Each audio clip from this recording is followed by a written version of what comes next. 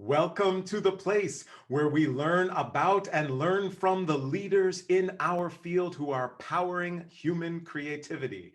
I am Aaron Dworkin, and this is Arts Engines.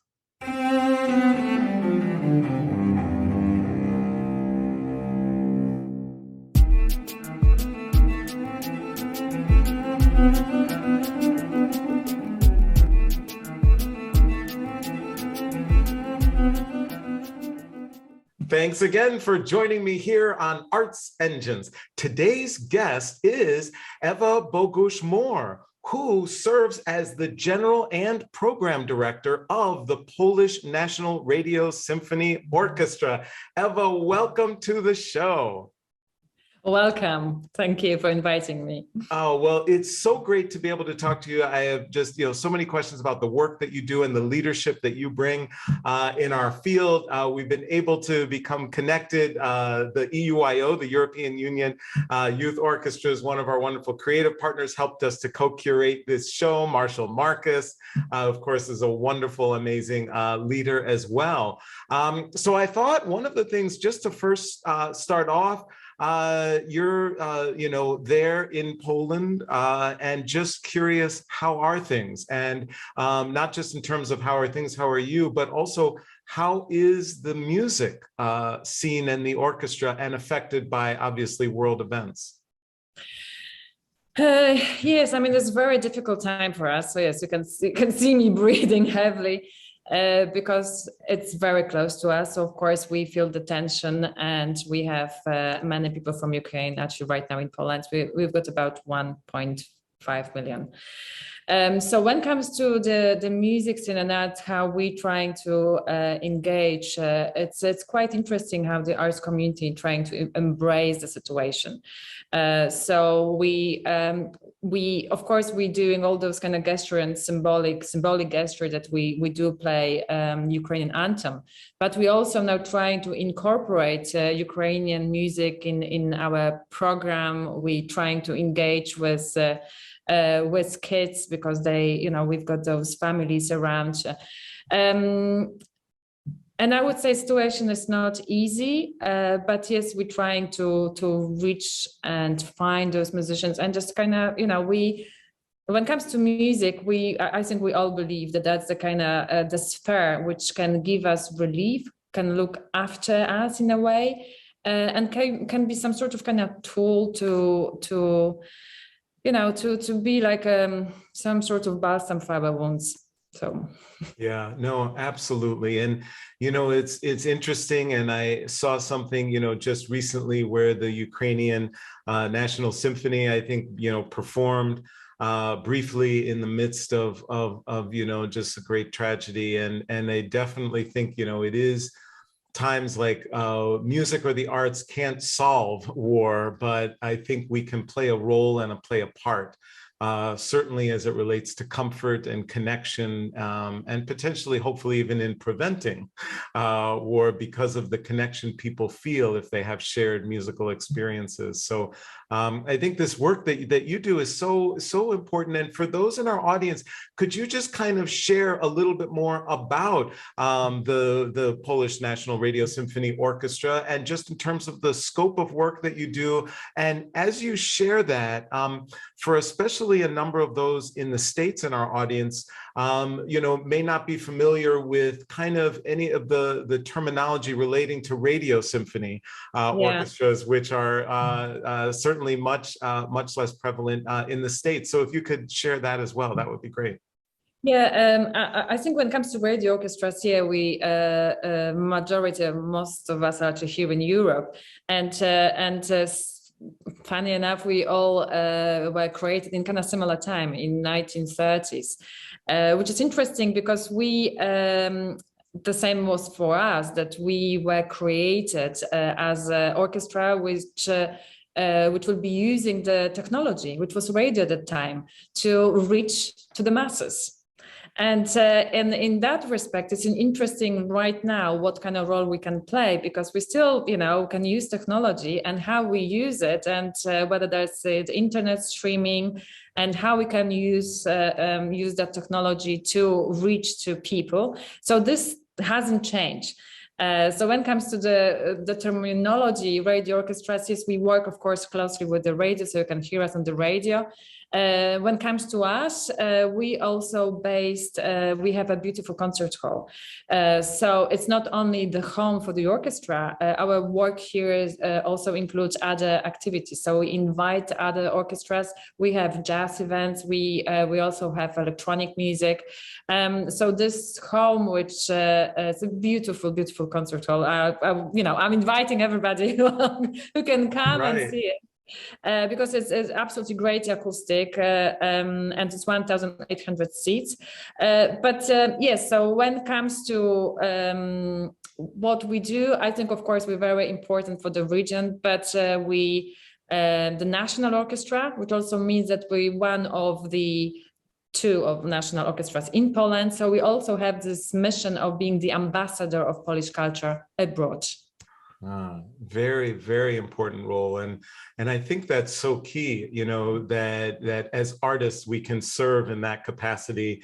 And especially, hopefully, in terms of playing a role with cultural diplomacy, which hopefully can prevent war and those types of things from breaking out, because there's this greater sense of what we share as humanity rather than different nationalities. So I think that's really an important role. Is there a sense that you have, also curious, right? So in the States, a lot of people are always talking about what are the trends happening in the orchestral world? What are the trends in classical music? Everyone's always worried that, it's faltering and it's fading and so on and so forth. The people have been predicting our demise. Aging, and we all Exactly. Everyone's going to be too old and everything, for the past several decades. Yet somehow we seem to not only survive, but thrive in some ways. I'm curious what your sense and perspective is there, both in Europe, specifically in Poland. Is there a sense of trends?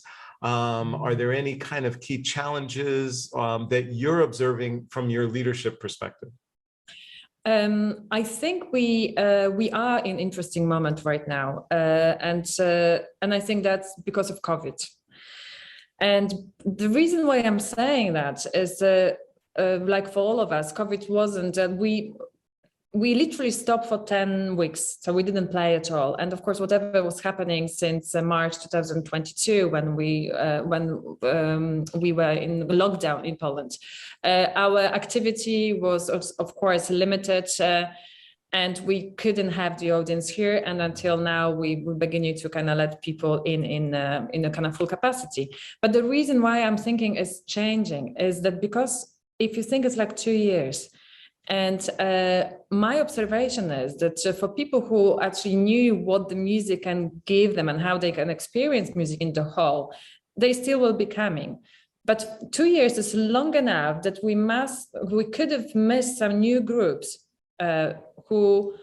which haven't developed the habit, and they created a different habits of different things.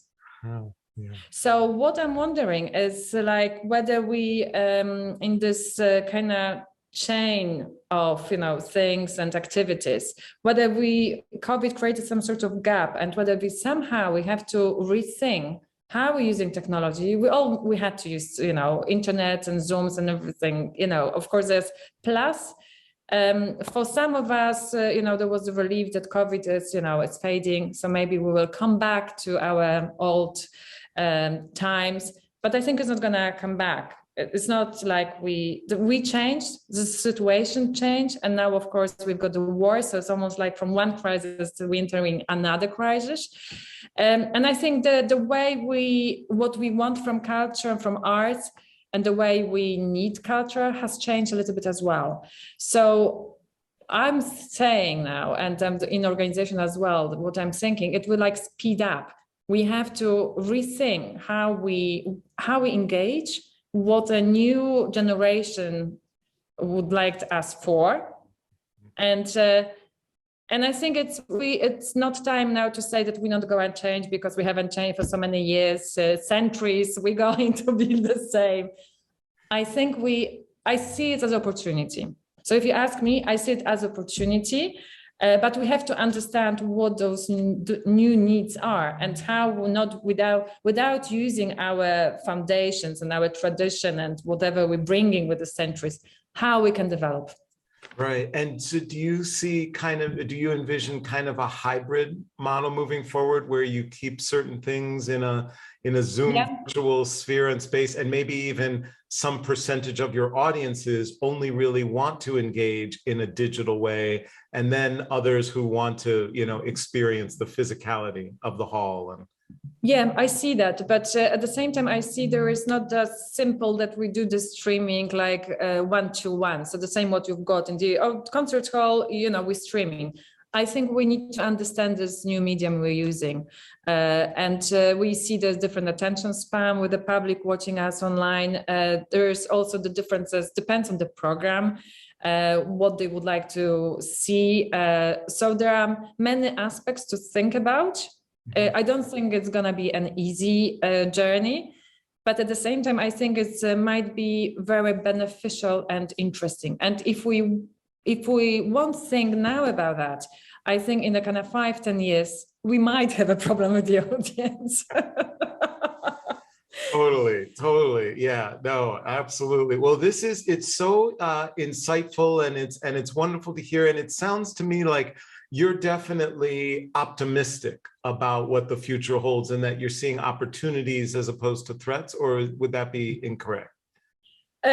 I'm optimistic, but maybe that's my nature. So I want to see optimism. So even this very difficult time, yes, I'd like to see there is the future. And I believe in the art. So I do see the future. And also talking about the conflicts, yeah, we can prevent, but we also the tool for the aftermath. So whatever hopefully it will be, when it comes to Ukraine situation, hopefully it will be, resolved soon. And something will have to start building the bridges. Yeah. And I think that again, culture has got that power to do that, and technology can only help us, I think, just to be able to use different medium to find different language. So I don't see it thinking about being optimistic. I see it as there are many roads which lead to Rome. So I think we're discovering another road, but the Rome is only one. For example, the beautiful concert hall in Katowice. Exactly. And I'm hoping I will be able to get there sometime soon, because it does sound extraordinary.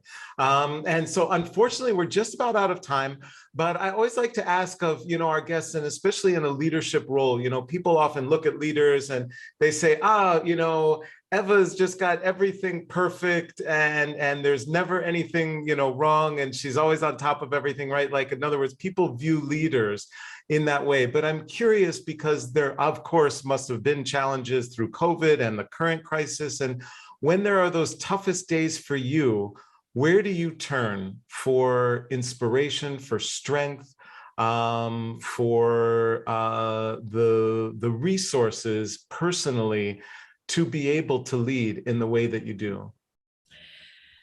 I think for each of us is the question to understand ourselves so well that we know what we need. And for example, when it comes to myself, I know that sometimes I just need a space. And so if I feel like I'm overloaded and just too much emotions, because in this position, I'm like sucking in all the emotions, because everybody's turning into me as the role I have for the answers, for the direction, for the security.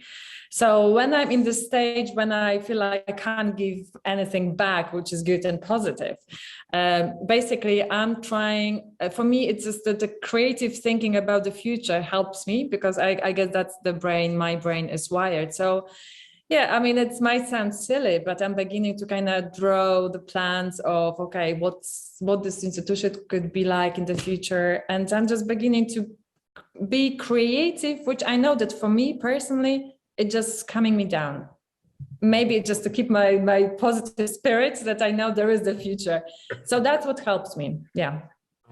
Well, Ewa Bogusz-Moore, you truly are one of the arts engines who is powering human creativity in our world. Thank you so much for being on the show. Thank you so much. Thank you. Good luck.